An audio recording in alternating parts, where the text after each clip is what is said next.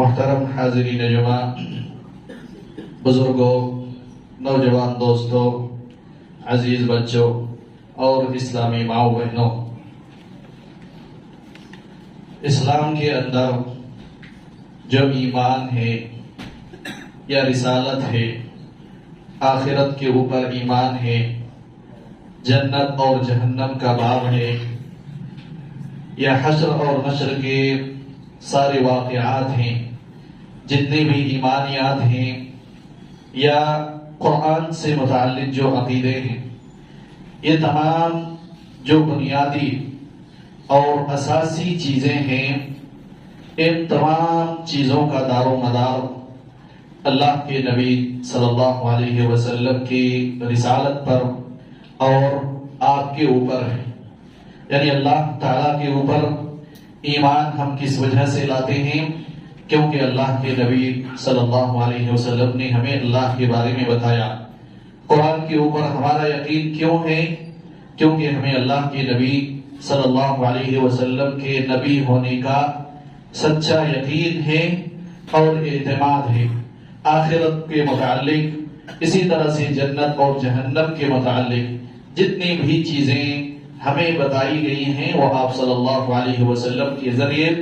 بتائی گئی ہیں۔ گویا دوسرے لفظ میں ہم یہ کہہ سکتے ہیں کہ اسلام کی پوری دار و مدار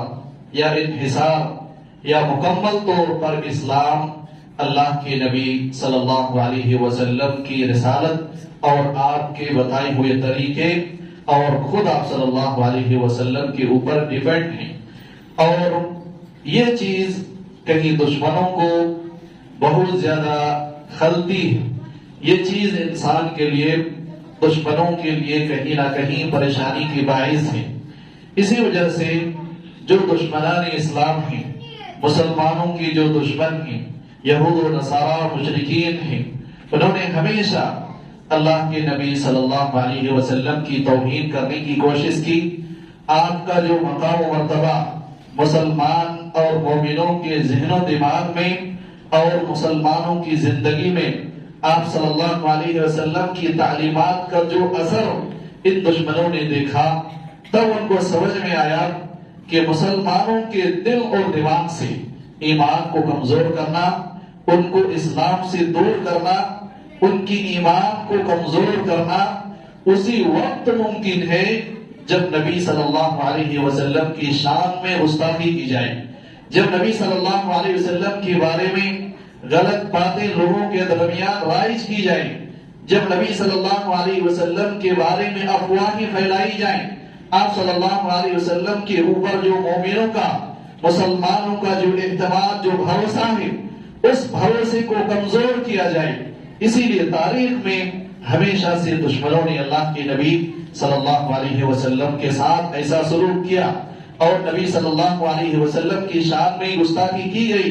آپ صلی اللہ علیہ وسلم کی توہین کی گئی، رسالت کی توہین کی گئی، آپ صلی اللہ علیہ وسلم کے ذریعے جو تعلیم امت کو دی گئی ان کے اوپر انگلیاں اٹھائی گئی۔ لہذا یہ تاریخ ہے، اور صرف نبی صلی اللہ علیہ وسلم کے ساتھ ہی نہیں بلکہ ہر نبی کے ساتھ ایسا ہی معاملہ ہوا ہے۔ اللہ تعالیٰ نے سورہ یاسین میں فرمایا، یا حسرۃ علی العباد ما یأتیہم من رسول الا کانوا بہ یستہزئون۔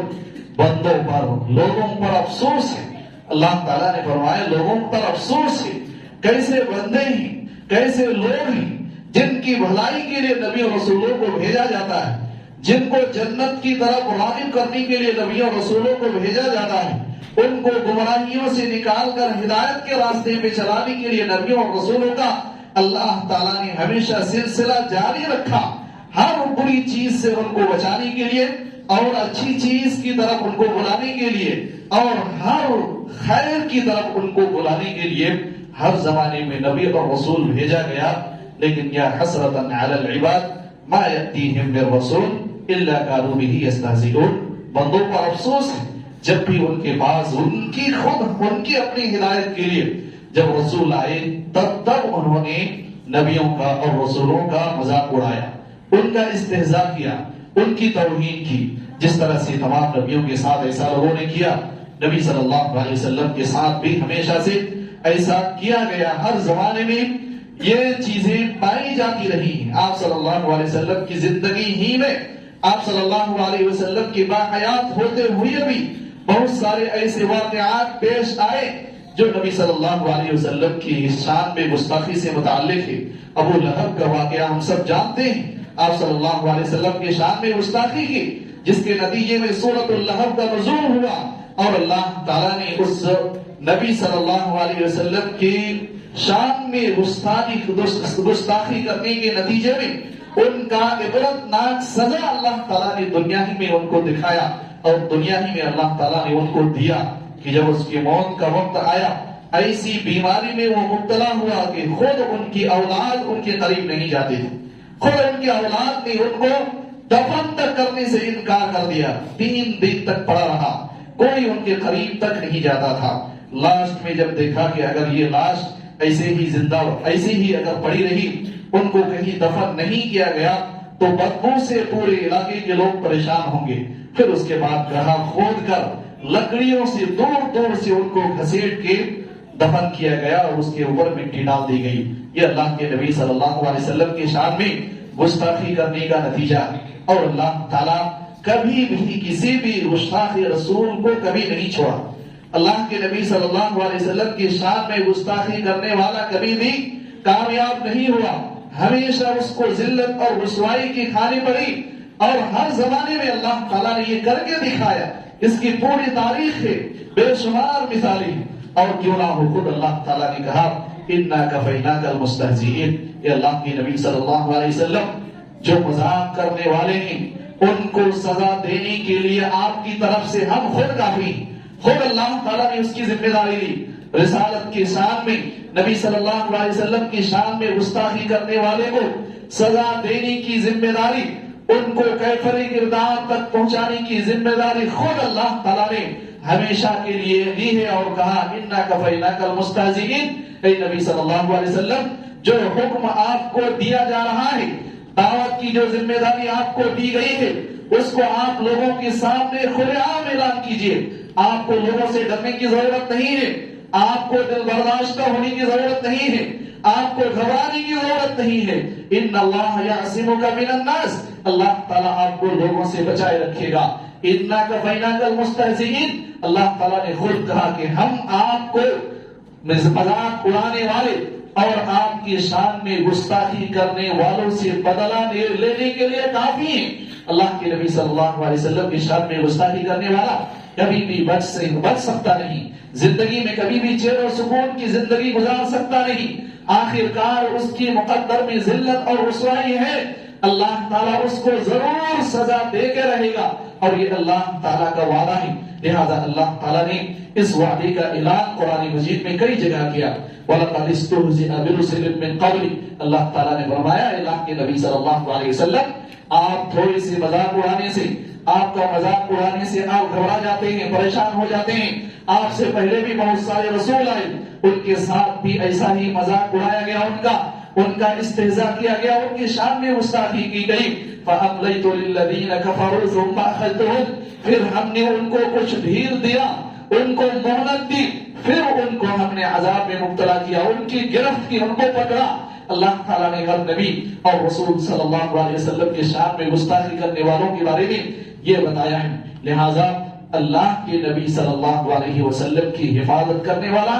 اللہ کے نبی صلی اللہ علیہ وسلم کی شان، آپ کے مقام و مرتبہ کی حفاظت کرنے والا، اور آپ صلی اللہ علیہ وسلم کی رفعت اور اللہ نے جو مقام دی ہے اس کو بچائے رکھنے والا خود اللہ تعالیٰ ہے۔ لیکن سوال یہ ہوتا ہے کہ ہماری کیا ذمہ داری بنتی ہے جب ایسے واقعات ہمارے سامنے پیش آئی، جب ہمارے آقا اور ہمارے نبی صلی اللہ علیہ وسلم ہمارے لیے آئیڈیل، ہمارے لیے اسوہ اور ہمارے لیے رہنما اور امام الانبیاء، اور جن کے نقش قدم پر چلنے سے ہی ہمیں جنت مل سکتی ہے، آپ صلی اللہ علیہ وسلم کی شان میں جب اس طرح کی گستاخی کی جائے تو ہماری کیا ذمہ داری بنتی ہے؟ اللہ تعالیٰ نے اس کے بارے میں ہمیں بہت ساری چیزیں بتائی ہیں۔ اللہ تعالیٰ نے پہلی بات تو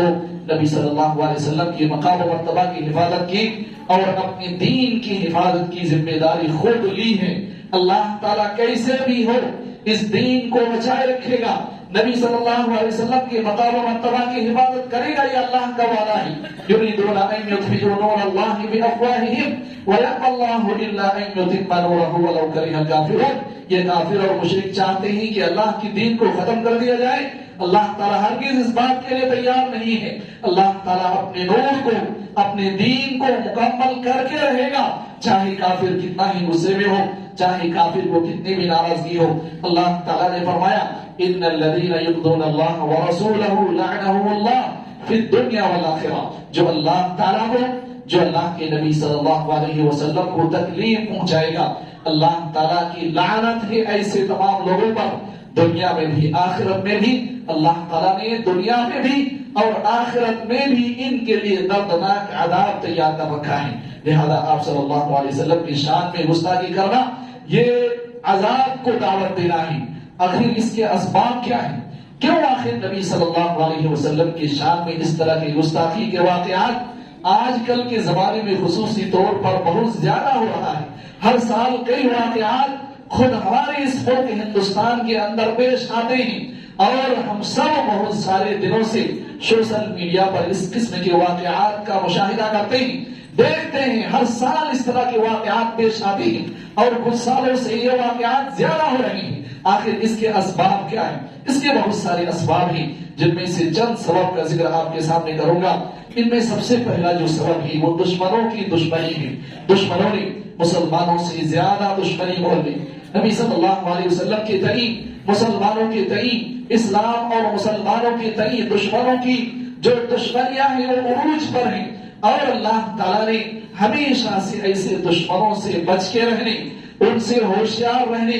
ان سے بچ کے رہنے کی تاکید کی ہے۔ اللہ تعالیٰ نے اس کا بیان قرآن مجید کے اندر ذکر فرمایا ہے۔ قد بدت البغضاء من افواہہم، یہ جو دشمن ہیں یہ کفار مشرکین ہیں، کچھ دشمنی کا اظہار تو اپنی زبان سے بسا اوقات کر ڈالتے ہیں، اپنی زبان سے بسا اوقات اپنی دشمنی کو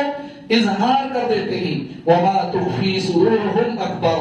لیکن جو ان کے دلوں میں مسلمانوں کے خلاف دشمنی ہے وہ بہت بڑی دشمنی ہے، وہ زیادہ سخت ہے۔ ان کفار اور مشرکین کے دلوں میں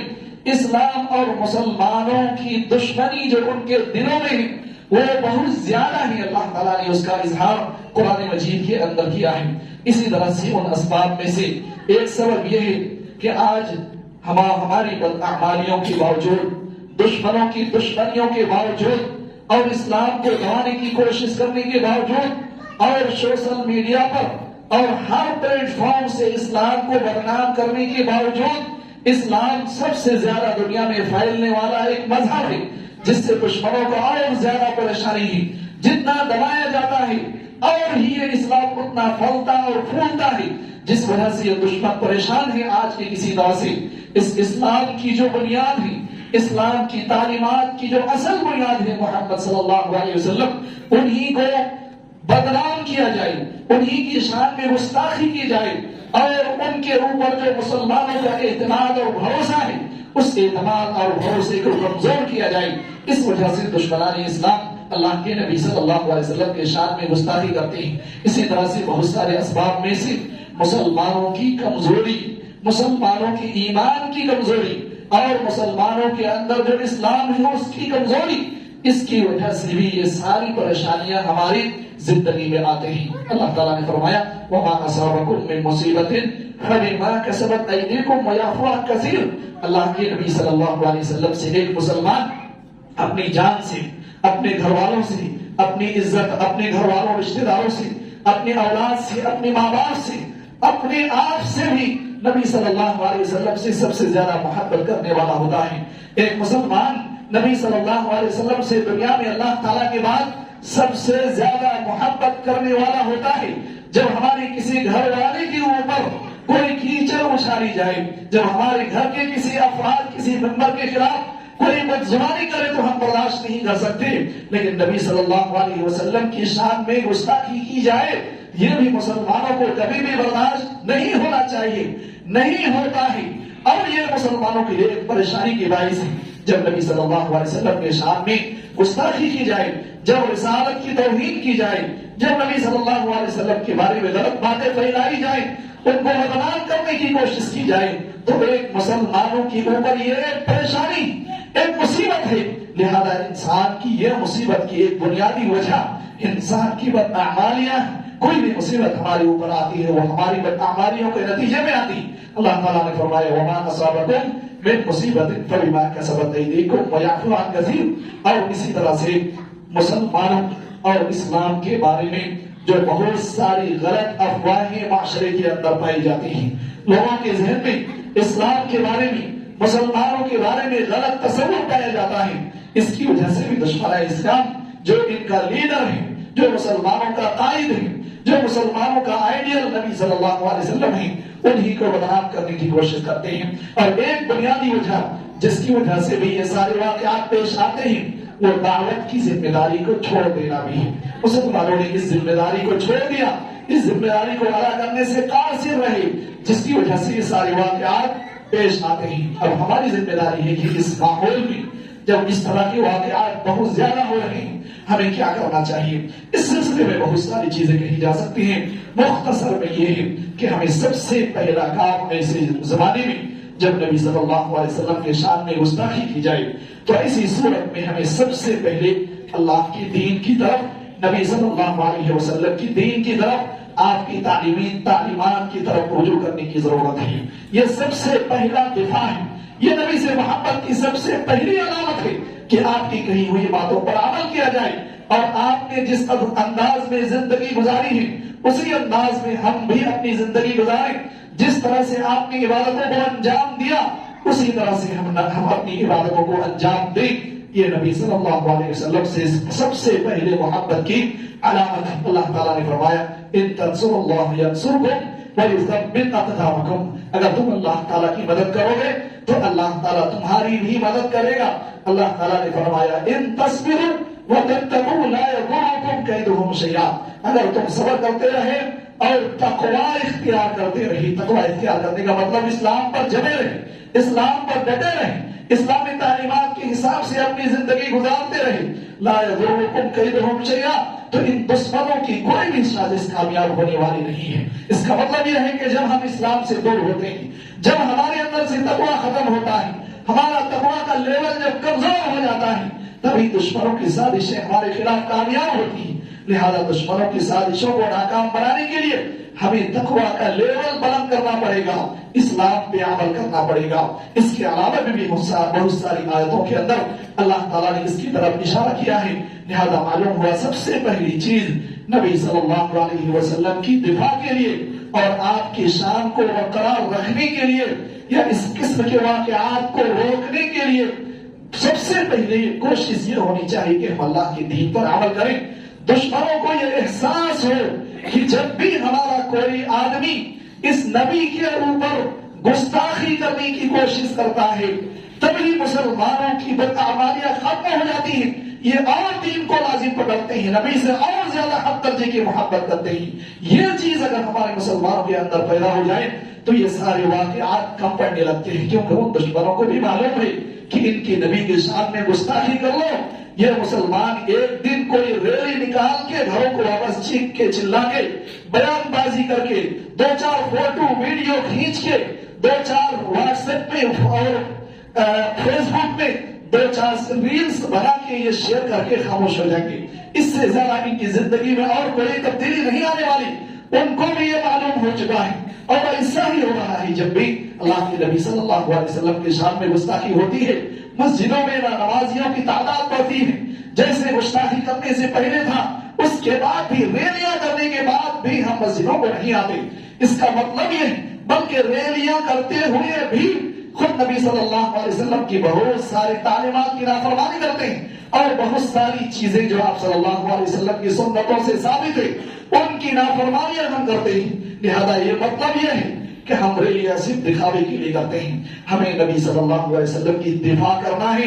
اصل دفاع یہ ہے کہ آپ کی تعلیمات کو عام کیا جائے، آپ نے جو باتیں کہی ان کو لازم پکڑا جائے، اور نبی صلی اللہ علیہ وسلم کی قدم قدم پر اتباع کی جائے، زندگی کے ہر معاملے میں نبی صلی اللہ علیہ وسلم کو مقدم رکھا جائے اور آپ صلی اللہ علیہ وسلم کی سنتوں کو زندہ کیا جائے۔ جب دشمنوں کو یہ احساس ہونے لگے